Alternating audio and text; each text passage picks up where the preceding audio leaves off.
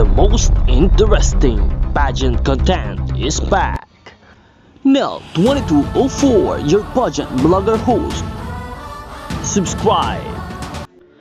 Simula pa lang ng kompetisyon ng Miss Earth 2023 ay talaga namang mainit na ang kabugan ni Miss Philippines Earth Iliana Marie Aduana and Miss Netherlands. Kaya naman isang magandang laban ang magkaganap ngayong gabi.